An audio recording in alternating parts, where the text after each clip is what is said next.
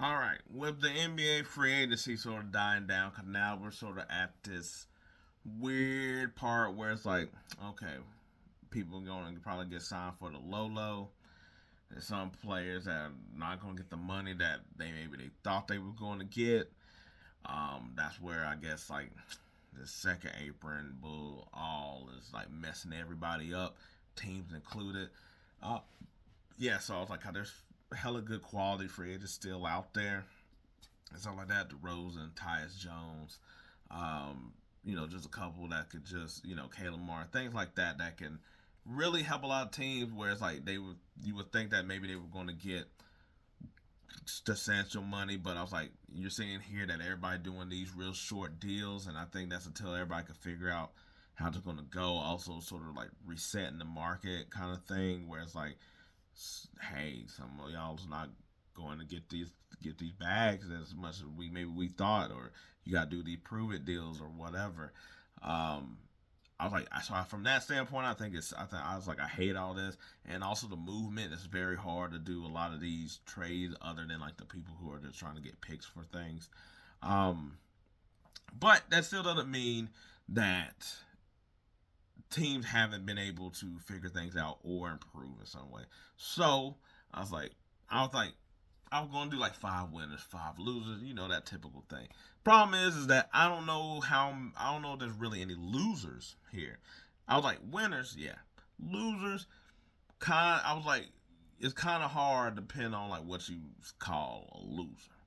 But let's at least go with the light note and let's see if we can figure that out together. Let's start with a couple people, players, teams that I think is winners. I'll start off with the Philadelphia 76ers. I think they won their whole thing. I think they still got some ways to go. They still got to figure out some pieces. They still got to get like a four. They still got to get like a backup point. Um, so they still got some pieces they still got to fill out with the team. But from what we could go with so far is all they got: Tyrese Maxey, Oubre, Paul George, uh, Joel Embiid, Andre Drummond. Um, that's really sort of the squad right now. I mean, yes, I know they got a couple of their rookies and stuff like that, but I'm like, but basically getting PG, bringing back Oubre, Andre Drummond.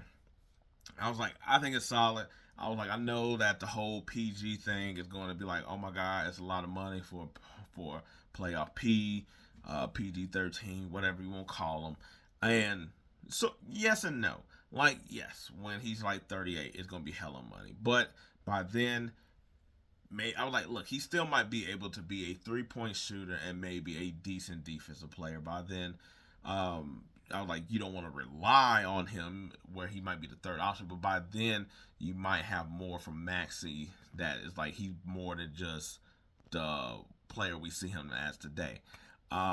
There's no telling who they might also get or step up in that same amount of time. Problem is, you also only got this window with Joel Embiid, because by then Joel Embiid be like 33 or so, or 34 himself. We don't know what he'll be at that moment in time. We're trying to strike while we can, while the iron's hot, or mid, whatever you want to say. But also, if you think about how all this money's going to go and everybody going to keep going up and up and up, he'll end up probably being a trade piece that you'll be able to flip and do something else with too by then at the same time.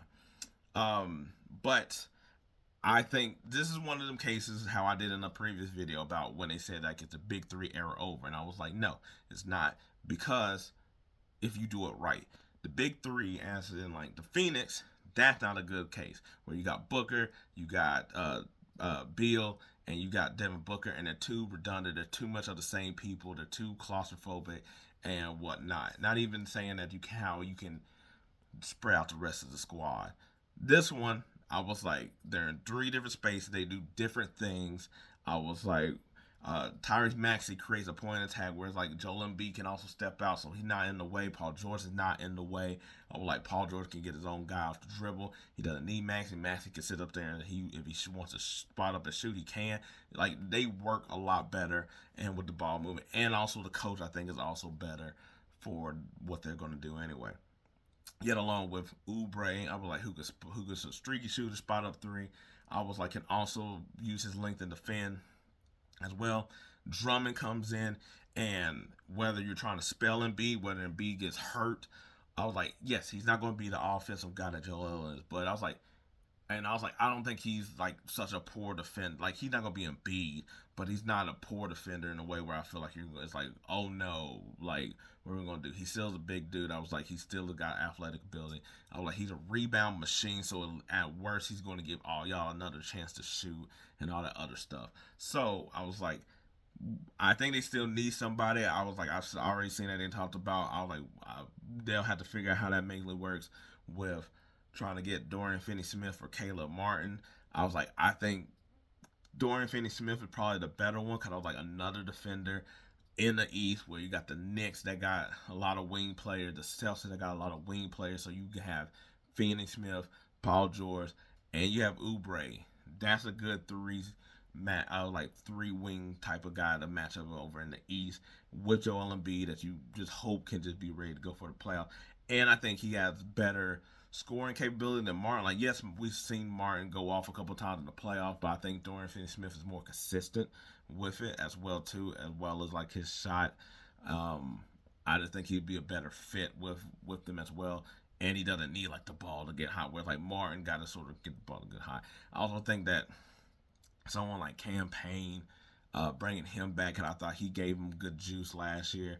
I don't know if Kyle what's going to happen to Kyle Lowry. He probably going to be on the low end, but it sort of be cool if they got him back as well. I know Gary Trent is out there, and I was like the market for him is low in a way that's like, hey, they might be able to snack him up too. Like, hey, put all these dudes on some 1 year deal. Let's do this.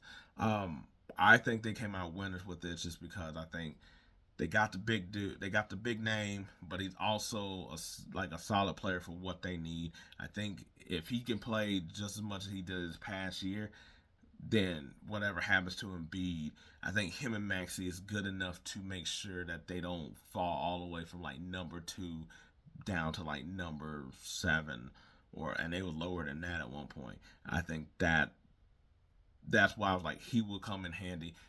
Even and then with the playoff stuff, hey, he's not the main dude that you're gonna be looking at the straps on the back. Can he be the number one? Yeah, but he's not going to have to be the number one. It's sort of how like with the Clippers, where it's like he got to be the number 2, but he also got to be the number 1 on Kawhi. Even though Joel Embiid, I'm like Tyrese Maxey there, and I was like he's a better guy there to deal with than Harden, to be honest. Um, Another one is Dallas because I think with them losing Derrick Jones, Josh Green, Tim Hardaway, you get Klay Thompson and you get Najee Marshall. I was like two dudes that could sort of get their own shot in different ways, but Tim Hardaway wasn't giving you nothing, and Quentin Grimes too. I was like another young dude, young guard, and I was like, hey, he'll come out there and do some scrappiness. Um, and if he could play as good as he was when he was on the Knicks, then I was like, then they might have something that's there too. Because you always need another guy to sort of like defend a guard or whatever. Um, but you wasn't getting nothing from Tim Hardaway. You're going to at least get Klay Thompson to do something for you more than Tim Hardaway was. I was like, they're probably about the same defensive player at this point in Klay Thompson's career.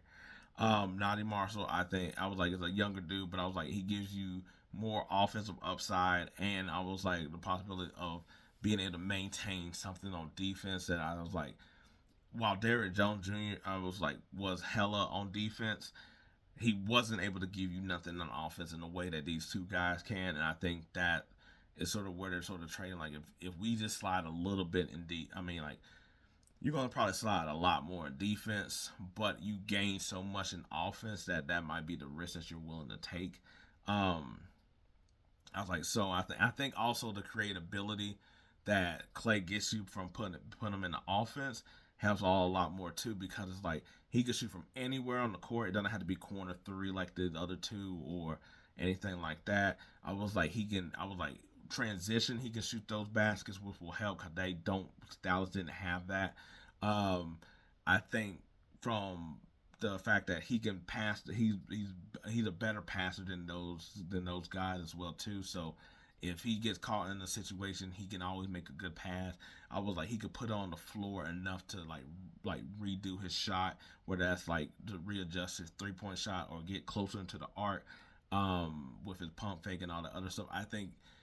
I think the thing that he can do on offense that doesn't necessarily more than just shooting enhances this offense, and also will probably keep it not as stagnant as what it was, where it's like the other two are just staring and waiting to see what Luka does, what Kyrie does.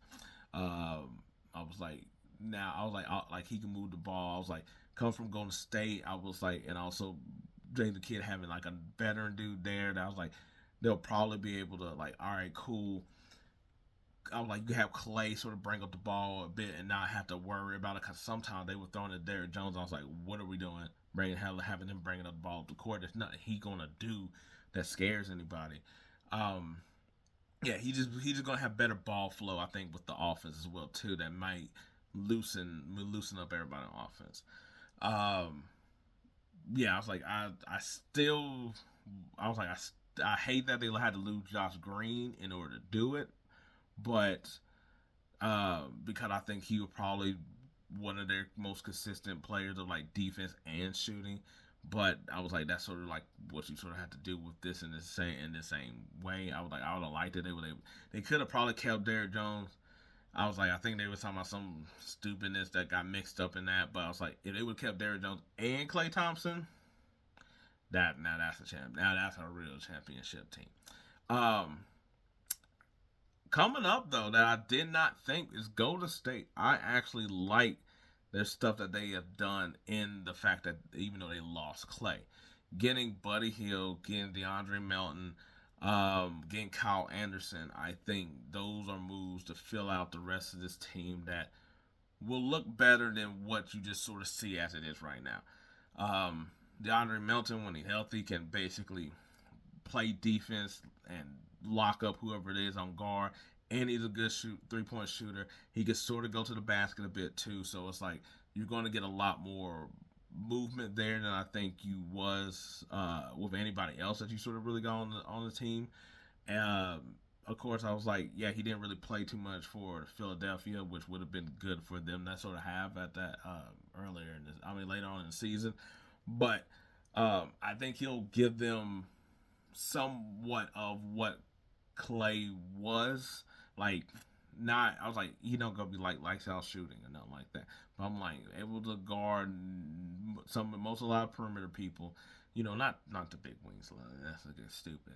But and you can, I was like knocking down a three, but also a little bit creativity of like not necessarily creating his own shot, but it's like he could go to the basket. It's not like not trying to do anything crazy out here. And I think Kyle Anderson will work in a lot of ways where like it might be hard to play him and Draymond at the same time, but if you figure out that hey, when we don't have Draymond, we usually use Klay Anderson, Kyle Anderson, that they're very similar players. Like yes, you're not going to get the same. They don't play defense the same way, but Kyle Anderson's a solid defensive player. I was like, he's a solid playmaker. He can bring the ball up. He can orchestrate your offense, kind of like Draymond. He got suspect three like Draymond. But we sort of seen how he did in the Dallas series that he was able to get his offense going. And that's where I think is a little different Draymond, because I was like, you can actually ask Kyle Anderson to actually score the ball in a way that you can't really ask Draymond, but he could do so many other things that you can plug and play him in the same way. I was like, and Buddy Hield, look, and I was like, I don't think he didn't play particularly well for Philly at the end of the season in the playoffs, but he is still a guy that can shoot the ball. You still got to respect him, and probably with Golden State's free flow offense, he's going to get more touches, more chances to throw at the ball. That I think that his shot will find itself in a way that you can replenish some of that offense that you lost with Klay. Because I was like, what Klay was last year, and while I think he'll be hella helpful for Dallas, with Golden State is not. I was like the fit just probably wasn't there as much anymore. But I think Buddy Hield can replicate a lot of that you're going to get. You're not going to get any defense from him, but you're going to be able to get 3-point shooting. And like I said, Curry's there. That's still going to take away offense. I still think they still need to find somebody else that can create their own shot. I mean, unless you're just banking on Wiggins sort of having a bounce back year. But I think they still need another person. I know they got Larry Market on the table. If you could get him, then Golden State probably came out this thing way better than anybody would have thought. But yeah, until they get him, fine. I was like, that's a fine. Cool. I was like thinking that they sort of making right there. Um, I'm trying to think. I was like, so I never really talked about the Dejounte Murray to going to New Orleans, but I don't know what they're gonna do with Ingram. Let's just say they got everybody they keep right now. I was like, they're gonna figure out who get the ball, shot, all the other stuff, cause the way Ingram played was and Zion and stuff like that. But the talent is there, and I feel like you at least want that problem to have of him, McCollum, Ingram, Herb Jones, Murphy, Zion, all there, um, figuring out, then not to have any options.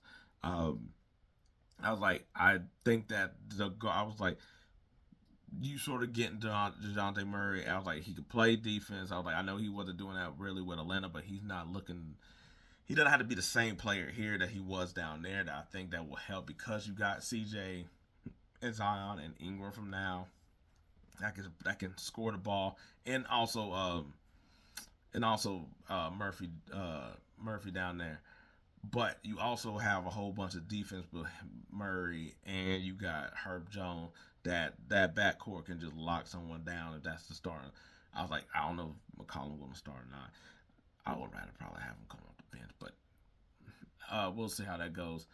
And that might be why they got to get rid of Ingram just so they can get rid of some of these spots. But then I was like, I don't know how you. I was like, hell, maybe you got like Jonte Murray, C.J. McCollum, uh, Herb Jones, Murphy, and Zion, and just play that type of ball and see how it goes. Have all your best players out there. Um, yeah, but no, I was like, he give you 3 point shooting, he create his own shot.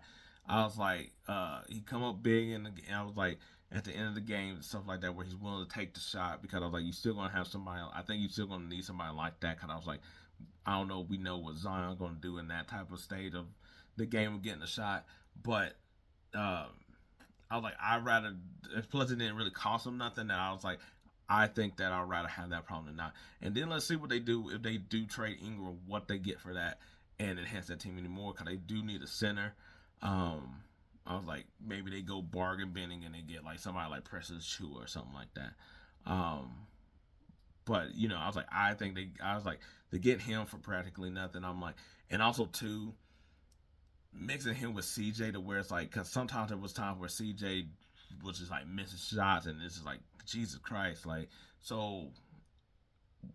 Now you can have both of them, and and you can sort of mix how you want to get with either one of them.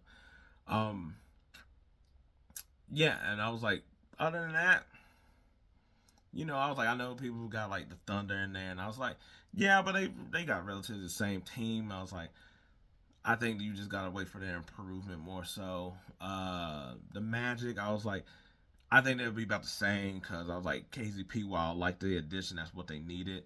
That's pretty much about the same team. They just really return like a lot of their pieces.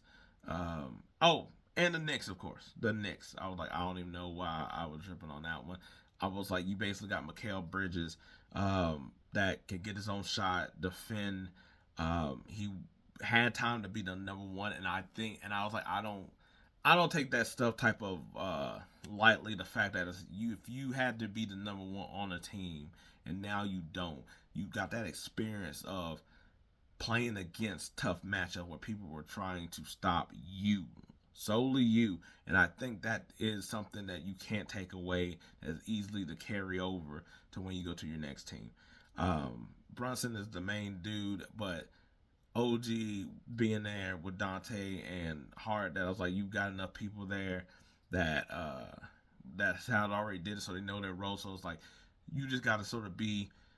I was like, to me, he's gonna just be like a really pumped up Iguodala, where it's like he's gonna do everything pretty much, but he can also light it up in a way that Iguodala can score, but it's not the same way that Mikal scores. They still need a center, to be honest, but you get healthy Randall back at some time. I don't think they should get rid of him. I think they should go ahead and see how this whole team does right now.